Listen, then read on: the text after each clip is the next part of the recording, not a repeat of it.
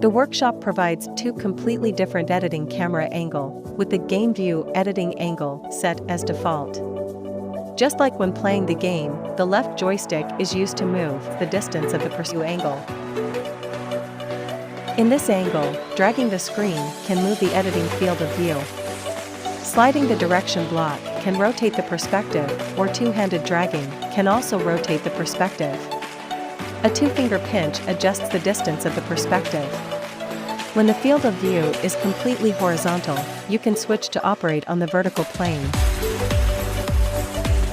Place a demo Eggy, and you can start testing from the Eggy's position during testing.